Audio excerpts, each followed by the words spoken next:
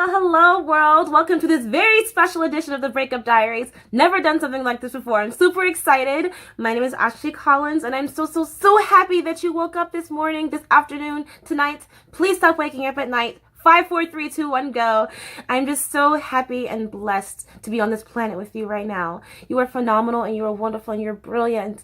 And okay, so before we start, I want to do a nice preface. If alcohol is a trigger for you, please stop watching this video. I am not promoting alcoholism or a substance abuse of any kind. I think that we run to it after we go through breakups or after rejection, and we try to numb that pain. Please don't run to substances, because it's a depressant is going to make that pain worse, actually. Feel that pain, absorb that pain, do something every single minute of the day to make yourself happy, not with substances. Talk to someone, go for a walk, go cuddle a dog, but don't adopt a dog. That's such an impulse buy. Don't do that, just cuddle them and then think about it the next day, okay? So, I've been wanting to do this forever because I love Drunk History, the TV show. And I've been asking people to do it with me, but like people always fall through. And I was like, you know what? I have today off. I'm going to do something weird and impulsive and crazy. So let's talk about historical couples and literature couples and the fallouts and such. So I'm going to be drinking a rosé Belarus from the Côte d'Or. That's my extent of my French accent. I can just say the rhone really well. I love rosés because I love the that it's not too dry and it's not too sweet. Yeah, this is a good one. Let's go ahead and get started, shall we? Oh, this glass, it says, I can't adult today. It's fucking story of my life. This was given to me as a present from my ex-boyfriend's sister. She makes these. She's actually really good. She's really good at doing these. So let's go ahead and get started, shall we? We're gonna, oh, I haven't eaten today. It smells very, very refreshing, very light. Let's get started. So we're gonna start off talking about Adam and Eve. I feel like it should be more of like a little buzz going on. So, the story of Adam and Eve. God created Adam. Sorry, definitely not. Oh, also, I guess I should preface this as well. Not meaning to like disrespect any authors or any historical figures or anything like that. Like I said, this is just a silly, fun, something different, okay? If you're one of those people that get easily offended, please stop viewing, okay? You can dislike if you want. Like, no one looks at the fucking likes of videos. Okay, Adam and Eve. So God created Adam, right? And then he created the animals, right? And then Adam was like, yo, I'm super lonely. I need something or someone to be with me. And then while Adam was sleeping, God took his rib, which kind of like, that's kind of scary if you think about it, right? Like, you take my rib while I'm sleeping, bro? Like, that's super disrespectful. And then he creates Eve. And Eve, like, I don't know, like, I picture Eve to be like this beautiful woman who's just walking around naked. She has perfect tits and shit. Like, her hair is just blowing in the fucking wind, right? Like, she's just like this nice free spirit, and Adam is captivated by her. Did he even like her? We really don't even really talk about that. It's just assumed that they like each other, you know? What if they actually hated each other? Wow. That's real. Wow, that's real. Is that a thing? Wow, that's real. Okay. So, there's this garden that they're not allowed to go. There's this tree that they're not allowed to eat from, right? There's this apple that they can't eat from. Like, they can eat anywhere else. Like, you can have anything else in the world, but just not that, you know? And it's kind of like when you're... I'm dying, sorry. It's kind of like when your parents are like, okay, you can have everything else but this. It's like, oh, well, I want the thing that you said I can't have, you know? Because that's how our minds work as humans, right? Like, the thing we can't have is what we want. That's real. That's what fucking successful people do. Okay? That's good stuff. Okay, so Eve is curious, and she picks the apple from the tree, and the snake is like, hey, you should eat this. And she's like, I was going to do it anyway. So she eats it, and then Adam comes, and he's like, yo, we weren't supposed to do this. And she's like, well, I'm Eve, and I'm sexy, and you should eat it with me. And then he does. And then God comes and they hide because it's like, oh, we fucked up. But then Adam's like, Eve fucked up. So he kind of just like threw her under the bus. So it's like the first history of men throwing women under the bus. So they get kicked out of the Garden of Eden because Eve was curious. And then he punishes them with knowledge and with the knowing of how the world fucking sucks. And then Eve gets her period, and that's why we have our period, because Eve was curious. Fun fact, the more you know. All right, moving on. This is so fun. I hope you guys are enjoying. Oh, this is so fun. Okay. Ooh, can we talk about Cleopatra? Oh my God. I think she's such a phenomenal character, historical figure. Like, she was like one of the first female leaders. You know, she was running this kingdom, right? And she was running men. You know, she was a lover of Mark Antony, which, you know, like, he was like the leader, like, you know, like he was fucking Thor, right? And like she was his lover. And that's, oh my God, that's how they okay, first off, let's talk about Julius Caesar. Okay, so Julius Caesar and Cleopatra were together, but Julius is old as fuck, right? And he gets super bitter because they break up, and he burns down her library. I know, like, I was reading a lot of articles on this, and there's always a lot of reasons for why he burned down the library. It's like, oh, he did it for political reasons, or, oh, he did it because the state of the economy, or, like, the books were dangerous. Like, no, he did it because Cleopatra broke his heart. So it's the first history of payback as a bitch, okay? So then Cleopatra and Mark Antony get together, and like they're like blossoming. That's like the love of her life, you know, that's soulmate, you know. And then something happens, and she thinks that Mark Antony is dead, so she kills herself with the venom of a snake. Oh my God. But it actually turns out that he wasn't dead, but he was actually alive. But anyway, she's already dead, and then he kills himself. Like, that's real love right there. You know, like, if you're willing to kill yourself for me. No, I'm kidding. Like I said, I mean, okay, already, I'm done prefacing this video. Like, this is something totally silly and stuff. Like, definitely not promoting double suicides if you love each other. Obviously, you know, this is something silly, you know. Okay, I'm starting to feel it. I'm starting to feel a little buzz. Cleopatra, Mark Antony, Caesar. Fun times. Not really fun times. Don't burn down bitches' libraries because they rejected you. Okay, what's next on the list? We're going to go back up to Angelica Eliza. That was really bad. Oh my God. Ooh. So Eliza and Alexander Hamilton. So, if you don't watch the musical, if you don't know the musical Hamilton, then you definitely should, because Lin-Manuel and Miranda is amazing, and he's a genius, and we don't deserve him. So, Alexander Hamilton created our financial system that we know, our currency that we know now. So, like, we should be thanking him. He, oh my God, he worked so hard for the American system, and like, he was just getting shit on left and right by people, you know? He wrote a lot, and he met Eliza at a function, right? But he was really feeling her sister, Angelica. Yes. He was really feeling her sister Angelica, but Angelica's like, you know what? Eliza, like, needs a man, so I'm gonna let her have you, you know? But, like, all the while, like, he's writing stories and writing letters and stuff to Angelica. There's, like, dirt in my glass. That's gross. That's unpleasant. So, anyway, so he's writing notes and stuff to Angelica and stuff, talking about how much he loves her, but he loves Eliza, and it's super, like, shady and stuff like that, right? So, one day he has an actual affair. I'm so anti-cheating. Like, why do people cheat? People cheat because they're curious and they're unhappy. So don't be in unhappy relationships. You know, like, it doesn't make any sense to me. If you're so unhappy, just leave. And like, it's so much easier said than done, because as someone who's grieving right now a loss, oh, I'm starting to slur my words. The grieving process sucks.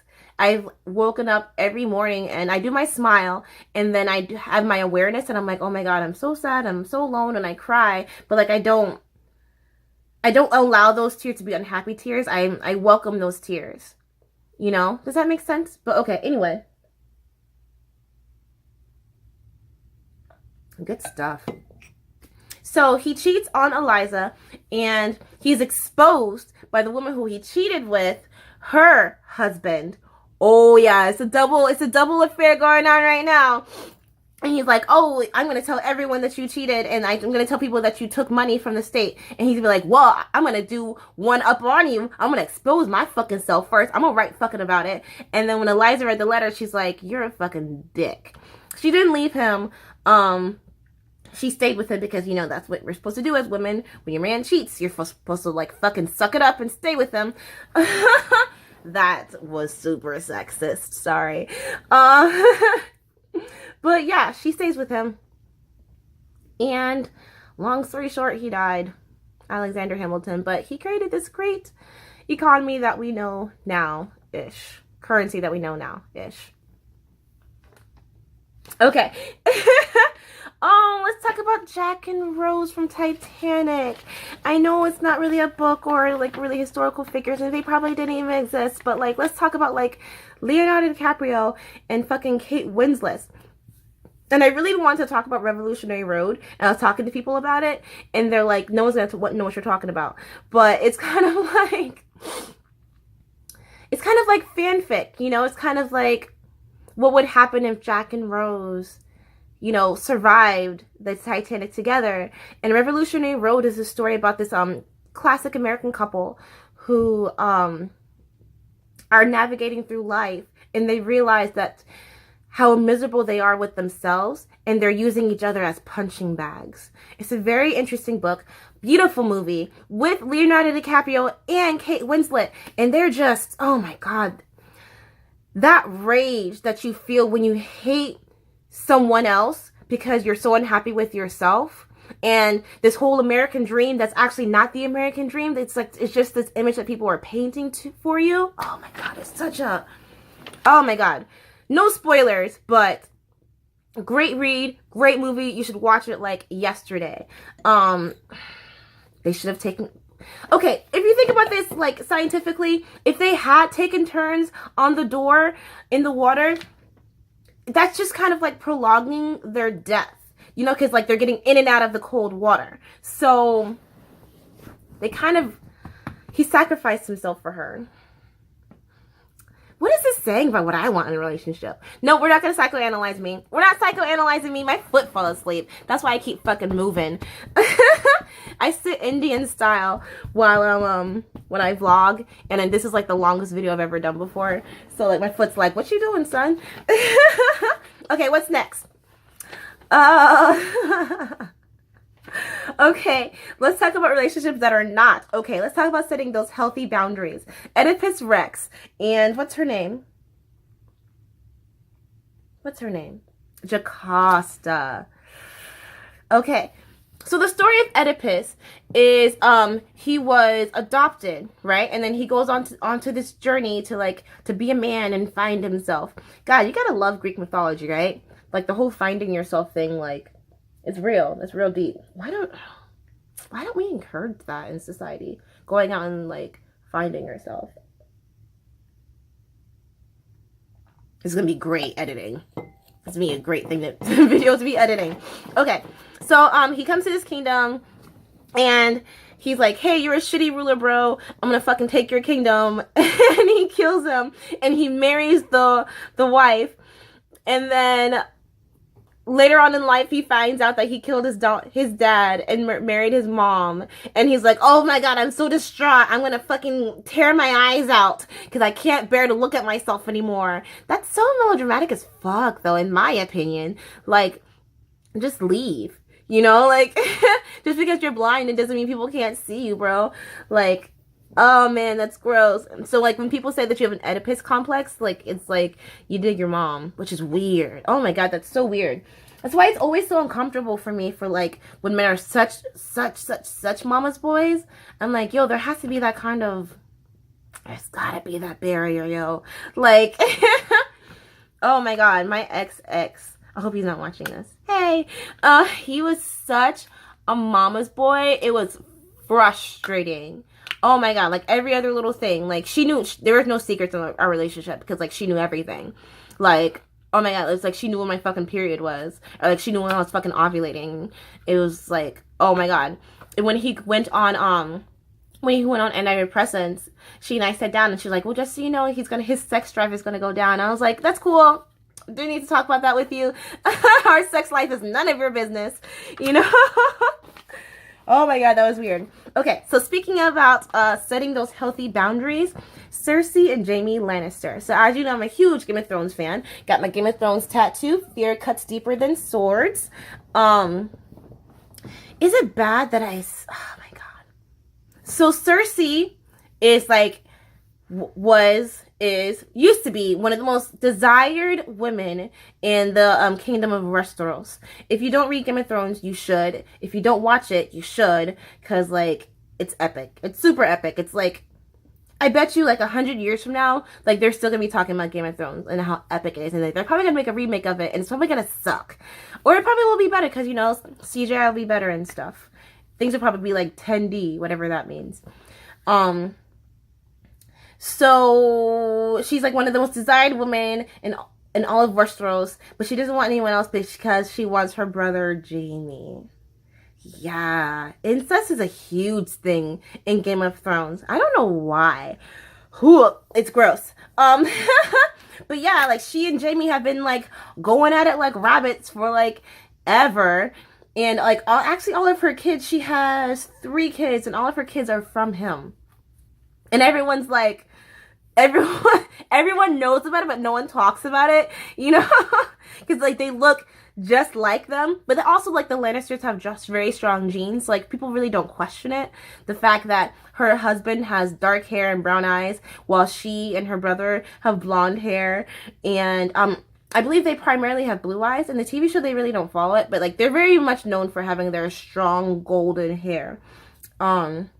But like no one like talks about like how the fact that like everyone knows that you're fucking screwing your brother, just fucking talk about it. But like don't talk about it because like incest is a sin. Incest is a sin, you know. But you know, no one talks about it. But like oh my god, I stan them so much. Did I use that phrase correctly? I stan Jaime and Cersei so much. Like it's not even a joke.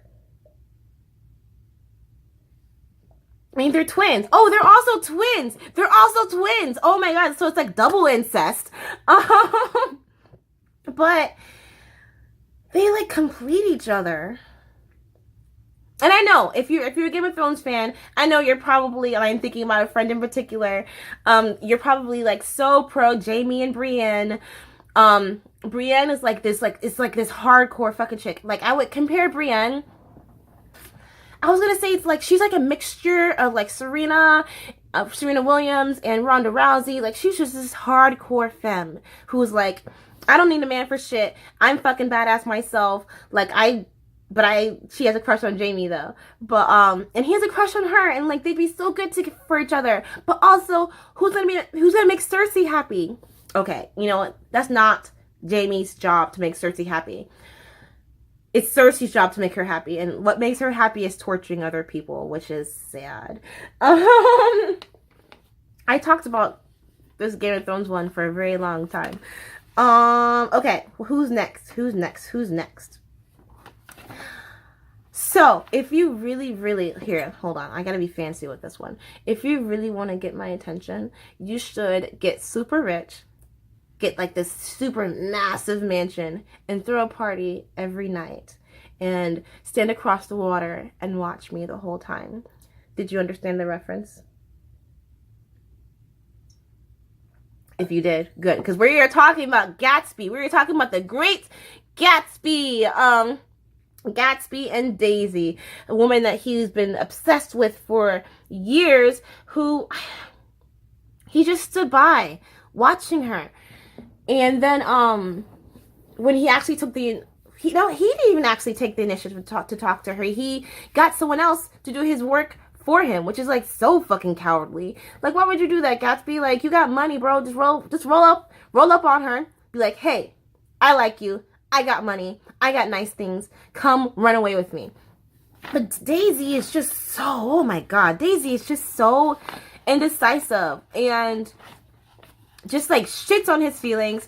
Who gets in a car? Someone gets in a car accident. He runs someone over. Does he? I don't remember. The wine is getting to me. Anyway, in conclusion, her husband kills Gatsby because Gatsby wasn't man enough to ask Daisy out years ago, and Daisy's not woman enough. She doesn't have enough ovaries enough to be like, hey, bro, I don't like you that much. You got nice things, but where's your heart? The importance of communication in relationships and the importance of rejecting people immediately. This guy slipped in my DM yesterday and he was like, hey. I said, hi. He said, how are you? And it hasn't even been a full week yet. Like, can I like experience my breakup before you start hitting me up in the DMs and like hitting on me? Like it hasn't even been a week yet. So I said to him, can I help you? And he said, wow, you have an attitude. And hit me with the peace sign. I'm like, what? Why waste time? Why waste time? I'm not interested in anyone. I'm actually done dating forever for the rest of my life. So there's that. Okay, speaking of done dating for the rest of my life, let's talk about Peeta and Katniss and the Hunger Games, okay? So the Hunger Games is a really cool book series and a really shitty movie franchise. Not trying to shit on Jennifer Lawrence, but I just think that they went about it in the wrong way. Because it's not really about love. It's about family. And I think they targeted more about, like, love and stuff like that. Like, the whole, like, Team Katniss, Team Peeta was a marketing strategy because it came out around the same time as Twilight. And, they were trying to, like, piggyback off of it. And I think that's why, the Hunger Games wasn't as popular as Twilight, because it's, like, they really didn't make a huge, unique name for themselves. This is what I do, by the way. I like analyze and like marketing stuff. Hire me. I'll stop drinking if you hire me. So Katniss goes into the Hunger Games which is like this arena where like you have to fight for your life, and she's smart because she knows what the audience wants. So it's like Katniss is like Gary Vee, because it's like she's giving the audience what they want to see, so she falls for the guy who she's supposed to be killing, and they make this pact to kill each other. And they're like, no, don't kill, like, we have to have a winner of the Hunger Games, because like that's what the audience wants to see. The audience wants to see a winner, and the audience also loves a love story. So they go on this huge facade that they're in love and that they're happy and stuff like that, but they're actually not. And then they go into the Hunger Games again, and then they actually Peeta always had feelings for Katniss. Okay? Peeta always like kind of stalked her. He kind of stalked her. Yeah, let's be honest. Let's be honest. He kind of stalked her. And Katniss was like, "Oh, I can't hear you. My family's fucking struggling, so I don't want to fucking date right now." And yeah. So but then she slowly starts to actually develop feelings for him. Because Peeta is a great guy. He's like manly. He can cook. There's nothing sexier than a guy that can cook. First off, wow, this video is getting really long. There's nothing sexier than a guy that can cook. And like he's very like protective and stuff like that. And I think that's what's so sexy about being in a relationship in general. Like having that person that's not overly protective, but having that person that's like, hey, I'm here for you. What do you need? I'm always gonna be here for you. Okay. So Peeta gets kidnapped, and his memory gets erased so that he thinks that Katniss is his enemy. What? That was like the worst kind of plot twist in the world. My heart was like, oh, I should have said spoiler alert in the beginning of this video. Spoiler alert. If you're even watching this still, good for you. Good for you for still watching this. I might not post this whole video on my YouTube. I might post this on... I'll post the whole video. Okay. It's going to take forever to upload, though. Okay, so now what Katniss has to do is it's her turn to protect Peeta, which is so cute. Oh my god. It's so cute how it's like she's trying to protect him while he's trying to kill her. It's adorable. So, God, I hope no one looks at this. So towards the end, she chooses Peeta, and they live together on District 13, 18, I don't know. Numbers are getting fuzzy right now.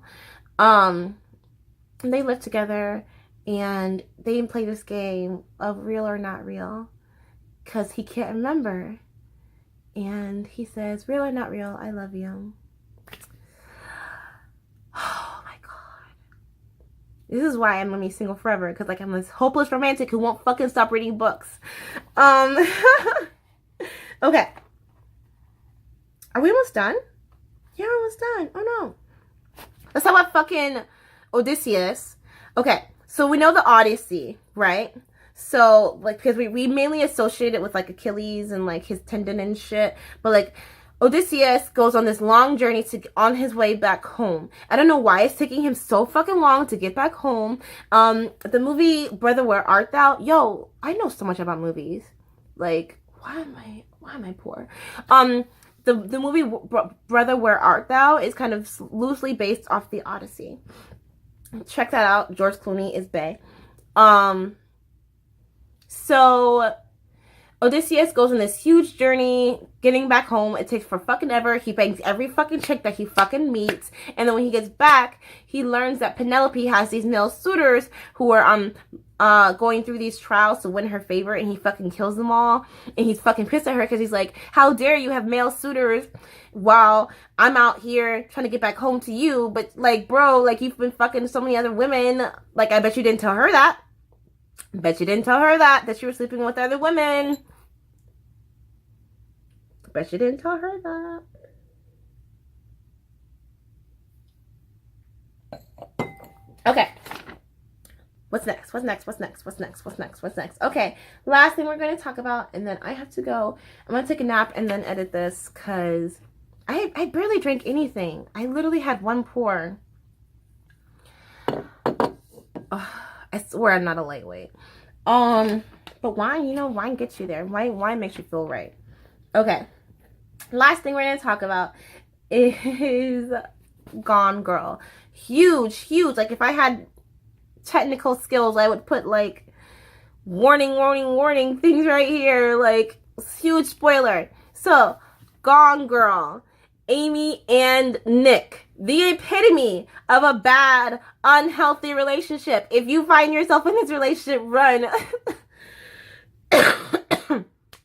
I like Iyanla Vanzant, but like, I think some of her methods are pretty aggressive. I don't think like the way that she really talks to people. But I think that her wisdom and her intentions are very pure. I just don't like her execution, I guess, is what I'm trying to say. But one of the quotes I love that she says is, I don't know if you've noticed, but like, I don't have quotes on my wall anymore. That's because I ran out of stickies, and they fall off the wall because I'm in Florida and it's humid as fuck. So I need new sticky notes. I can go to the store like sometime this week and buy new sticky notes because I need them on my wall. I need that positivity to surround me. Okay, Iyanla Vanzant. She says this quote that really inspires me. She says, if you see crazy coming, cross the street. And that's what Gone Girl is teaching us, Amy is very hyper aware, and she's very hyper aware of the cool girl complex. And if you go through my history in my videos, we talk about the cool girl syndrome, where we are not ourselves when we meet when we meet a future potential partner. We are who they want us to be. We put on this persona, we put on this facade so that they can like us. And then when they actually get to know the real us, they're like, oh, that's not what I signed up for, And Amy's hyper aware of that, and she realizes that she doesn't like who she is when she's with him. And then she finds out that he cheats.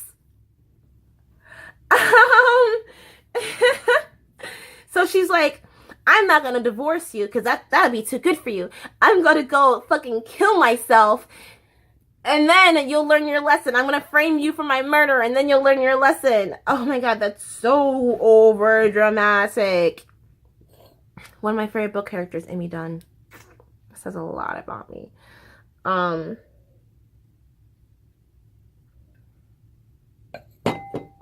okay, so she plots to kill herself, and Nick is like trying to defend himself, and then on the way to kill herself, she's like, wait a second, I don't actually really want to die, so how can I twist this to make myself live and still punish Nick at the same time?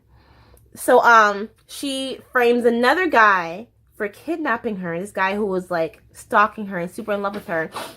Yo, if you're like stalking someone, it's never gonna work in your favor. It's never gonna work in your favor. So just stop stalking them. And this is coming from me, someone who is obsessed with Chris Evans. Tag him in this. Chris, what's up? So yeah, so she framed this other guy for her kidnapping, and then she comes back and she's like, oh, like, don't you want me more that like I'm not dead? And he's like, no, you're a crazy ass bitch. And I think that we don't talk about this enough. We don't talk about like how sometimes, you know, women are the problem in relationships because we don't have the courage enough to walk away from a relationship that we're unhappy from, and we blame the other person for making us happy. And I think that Will Smith and Jada Pinkett Smith speak on this a lot. Like, it's not the other person's responsibility to make you happy. It's your job to make you happy. And if you're not happy, you fix it. You know? And if the other person doesn't want to stick around for that, then, you know, throw up the deuces. Deuces. So yeah. And then she's like, well, I'm going to get my whole ass pregnant. That way now you really can't leave me. Because we're just so scared to be alone. Because alone is scary, you know?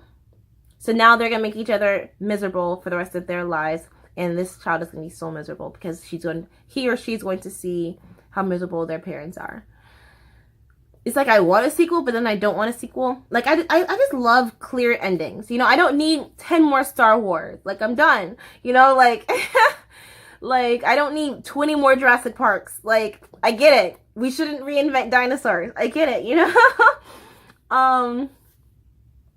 But what was the point of this other than to just be silly and have fun? And I don't have friends, so I can't go out and drink with my friends. There's so much evidence in history that bad relationships happen, bad breakups happen. People get mean and bitter and angry, but then also love happens. You're not the only one. You're not unlovable. Did that make sense? You're not unlovable. You're not. History proves that. Sometimes we seek out things that aren't meant for us. And instead of fighting that, just walk away, yo. You don't want to be that next historical person who...